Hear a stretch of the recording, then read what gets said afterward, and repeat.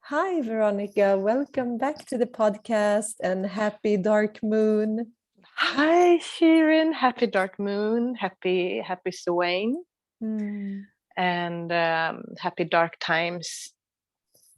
Yeah, how are you? I'm so excited to have you here again. Maybe you want to share a practice that you've been having lately, especially now when we are going into the darker times in the Northern Hemisphere. What has been important for you?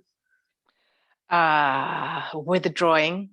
Withdrawing is really, really important because the energy is kind of heightened. I think a lot of sensitive people can relate to that. And we do have a tendency to seek outside ourselves, and we need to be validated. We need boost and power. We have a need for that, but the answer is within. It's easy to say because I've been through that and you've been through that, what's happening, what's going on, and suddenly it's like you're all over the place. And we're going into Scorpio mode, Scorpio time. And Scorpio is a water sign, and we need to dive deeper, and we really, really need to dive with faith and resilience, and to ground ourselves, because down there at the bottom you can find your essence, you can find peace. But if we keep looking outside ourselves and we keep on banging our heads against things that triggers us, it's not really the way. You can shut down the social media for a couple of days, hang around people that you can be safe with, transparent with, and withdraw. That's what I've been learning those past weeks, and I always come back to the same answer: you need to withdraw.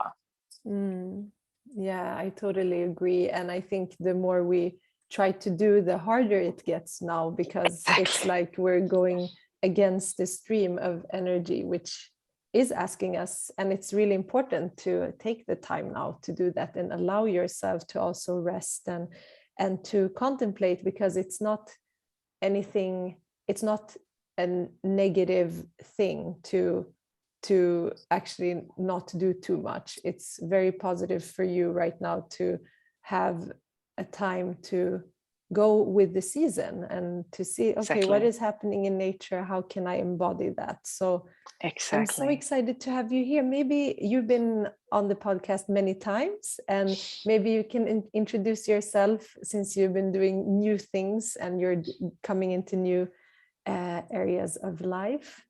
Yeah. My name is Veronica. I'm a psychic medium, and I also have the title witch. And now I'm entering a priestess training, priestess of Ceridwen, which is the Welsh goddess of transformation, healing, death and rebirth, and magic. And you can find her face in Kali, in the Hindu mysticism, and you can also find her in Norse mythology in the goddess Hel. And I think you can find her all around the world. But she represents the dark times, where the darkness is resting, withdrawing, retreating, contemplating, meditating. It's not really a time for standing on the barricades and shouting out your opinions. It's the time to reflect upon yourself and those opinions. It's a time to listen, and listen and embracing what you're hearing. It's not easy always. And in those times when there is a lot of aggression surrounding you, maybe it can be you need some resilience to recognize that this aggression isn't yours, or is it? Why is it affecting you? And it's not easy all the time to reflect and contemplate on yourself without judging. That's the hard part, I think. So sometimes you can, I think meditating is one of the most important things you can do. Reflecting upon yourself and embracing it. That's really spiritual intelligence, I think. That's very beautiful. Thank you for sharing that. And we are in the darker phase of the moon, and we have the new moon coming up, and you've been working with the moon and the lunar cycles for a long time. So maybe we can start with talking about what is this phase of the moon right now, like right before the new moon and tomorrow? What does it mean? What is it symbolizing? It really is symbolizing withdrawing and retreating. And from the witch community that I represent, you don't do magic during the dark moon. The dark moon is it's time for the witch to meditate and contemplate, really. And the new moon represents new starts. But since it's new moon in Scorpio, I would suggest to reflect upon your wishes for a while and really be aware of what you want. What do you really want to grow in your life? Scorpio is a very, very spiritual sign also, and very emotional. So reflect and meditate. I think it's time for that.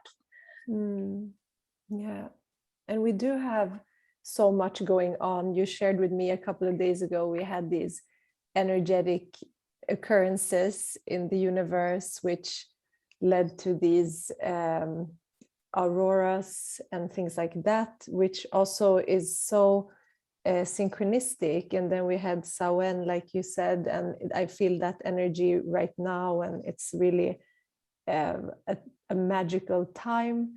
And the Uranus energy, which is very unpredictable and breakthrough, which will be very much here with us now with the new moon as well. What do you think what would a great ritual or practice be, do you think, for this new moon? Like what is something you can work with, like practically, and the upcoming days after the new moon? I can only really say it again, meditate, and be in a safe environment. Don't put yourself out there unless you have to. Be in nature, inhale the mother, and ground yourself. Yoga, yes. And be present with what drains you and what energizes you. Because this is a time to rest, really. And then the new moon will gather more energy, but still it's a time for reflection. So that's really a step back rather than try to force something to happen. But I really need to emphasize that we all have our individual birth chart. So for some people, this can be a time of magic and happiness and joy and a lot of energy. If you have your moon in Scorpio, the moon can still be in conjunction with Venus, and depending on which house Venus is in, it can be. We face this differently. So I really want to point that out, that we can collectively share this new moon energy in Scorpio, Uranus coming in and creating all sorts of chaos. But we also have individual charts. Yeah, very true. So we will all experience it differently. And what is we just recently had the initiation of the celebration of Samhain, and is the portal that we're in right now. Maybe you can share what that is with those that maybe don't know about the Wheel of the Year and what this period means from this old tradition. Oh, okay. Yes, of course. Samhain is it's from the Celtic tradition.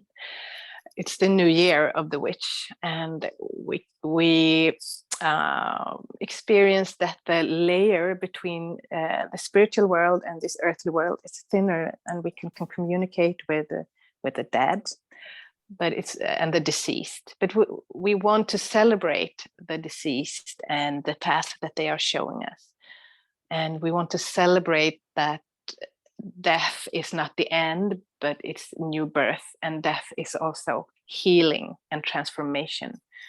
Everything is in constant change, and the dark times, it can scare many people, but it's really a time for healing and rest. You know, if you've been through a surgery, you need to rest because your body's been through a trauma. Maybe you need to rest, you need to let things settle. If you're talking yin and yang, we're in the yin period, the feminine period of taking care of and embracing and listening.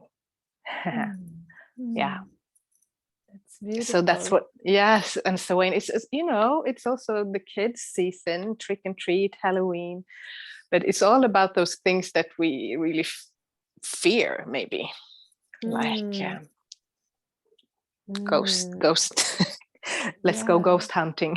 Yeah, exactly. It's but really, I think, yeah, it's very much been like that, right? That our fears do come up now. And also if we have repressed emotions, or we have subconscious things going on that we haven't, or past traumas that we haven't faced yet, it's really coming up now during these weeks of the Scorpio. It's really prevalent every year. I think I've been experiencing that. Yeah. And you need to embrace it, not to push it back. And it's not always easy. You know, you and I talked for like an hour before we started recording. And I really want to put an emphasis on that too, that this is a time for being with friends that you can be transparent with, people you can trust, really that you can lean back and be yourself and listen, but also experience together. To me, at least, it's very, very important to know where my energy and focus is.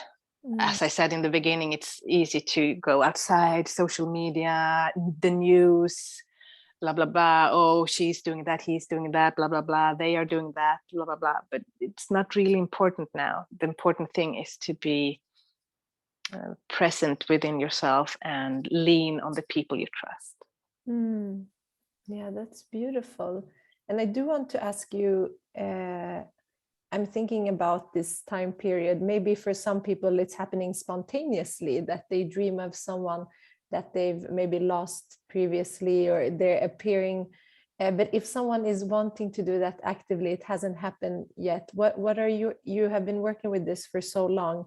Like, how do you connect with the spirit world? It takes time and it takes work. But again, meditation, it's the best tool. And it's not, you know,